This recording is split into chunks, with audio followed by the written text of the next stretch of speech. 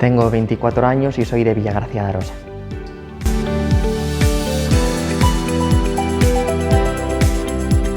La verdad que nervioso de momento no estoy. Sí que es verdad que hay una serie de preparativos que organizar y eso supone pues, que haya que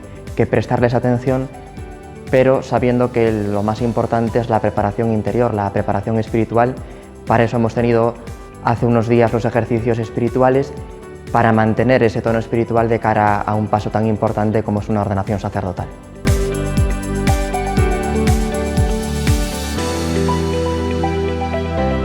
Pues la verdad es que hay como una dominante muy clara, que es que en mi infancia, gracias a la ayuda de mi párroco en Villagarcía, pues yo me daba cuenta de que todo ese bien que él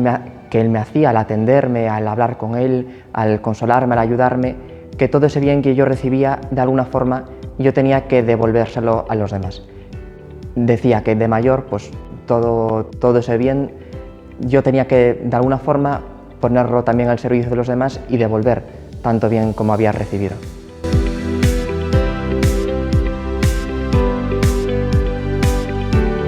Una vez que se entra en el seminario hay 2 primeros cursos, digamos, introductorios, y en el tercer curso, si todo va bien, se recibe lo que nosotros llamamos el rito de admisión, que es de alguna forma el reconocimiento que la Iglesia hace de esa vocación y que ya se propone de una forma más estable, más definitiva, de cara a ser ordenado una vez que complete la formación. Y después, conforme se va avanzando en los años de estudio, se reciben también los ministerios de lector y de acólito, que ya preparan al futuro sacerdote para lo que es el ministerio de la palabra y también para servir al altar. Y como paso inmediatamente anterior a la ordenación sacerdotal, tiene lugar la ordenación diaconal. Aquí en la diócesis de Santiago estamos un año como diáconos, en el que ya recibimos el orden sacerdotal para esta función propia del diaconado y que termina de alguna forma de prepararnos y de disponernos para recibir el presbiterado.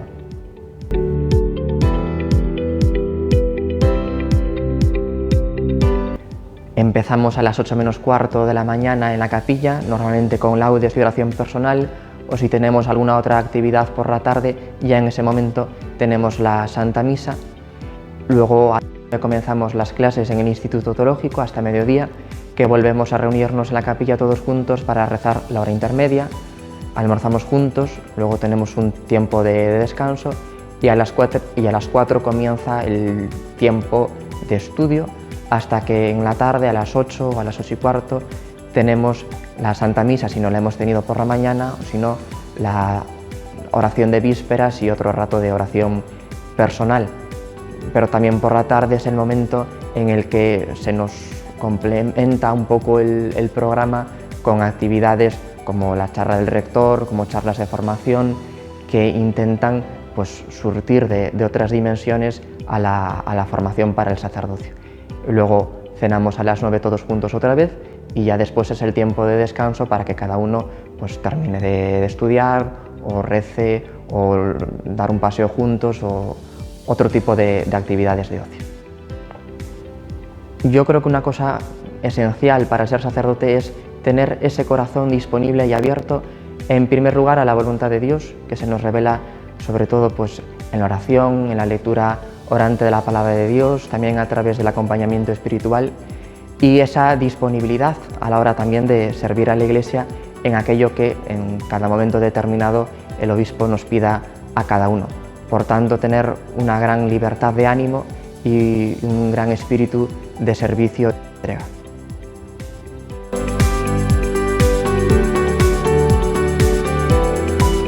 Gracias a Dios no he tenido dudas de fe ni tampoco dudas vocacionales. Siempre digo que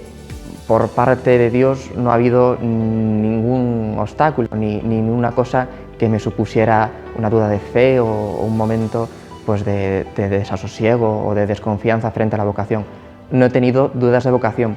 Sí que es verdad que uno, como somos frágiles y conocemos nuestras propias limitaciones, sí que he pensado muchas veces, pero Dios mío, ¿y seré capaz? ¿Y voy a ser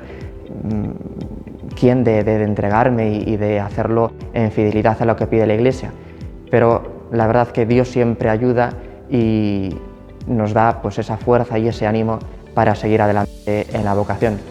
porque en definitiva pues todo depende de Él, sin Él no podemos hacer nada, y precisamente pues si estamos unidos a Él como sarmientos a la vid podremos dar mucho fruto.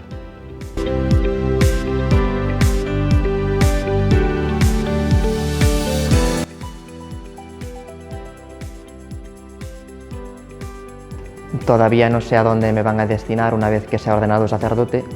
y yo creo que eso también es bueno para que este tiempo de preparación no se viva con ese nerviosismo de empezar a preparar después la nueva vida, sino centrarse única y exclusivamente en lo más importante, que es recibir el 2 de julio la ordenación sacerdotal,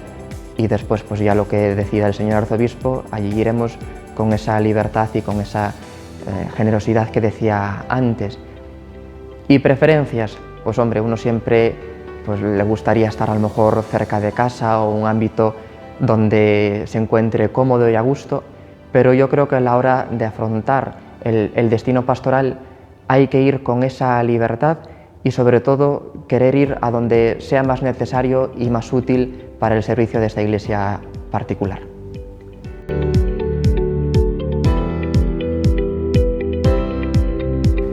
Yo creo que el principal motivo de la escasez de vocaciones, tanto al sacerdocio como a la vida consagrada, religiosa, es la falta de testimonio de fe en las familias. Por desgracia, todo lo vivimos, en las familias cada vez se transmite menos la fe, ya no se enseña a los hijos a rezar ni los puntos fundamentales de la doctrina cristiana, sino que esto se limita solamente a aquellos que reciben la preparación a los sacramentos de iniciación cristiana en la catequesis parroquial. Y esto realmente es un reto, porque en definitiva de donde surgen las vocaciones, tanto sacerdotales como consagradas, pero también a las vocaciones laicales y la vocación al matrimonio cristiano, es en la familia, principal órgano que constituye nuestras sociedades y también, como decía San Juan Pablo II, la iglesia doméstica. Por eso yo creo que es el principal eslabón que habría que cuidar, la transmisión de fe en las familias, la educación católica y proponer también a nuestros niños y a nuestros jóvenes el plantearse la vida desde la clave de lo que Dios quiere para mí.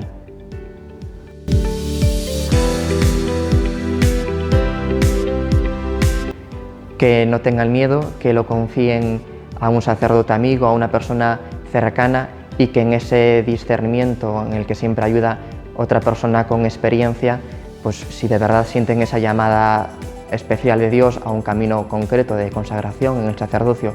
o en la vida religiosa, que sigan adelante, que no tengan nunca miedo y que se fíen completamente de Dios, porque sin duda vale la pena.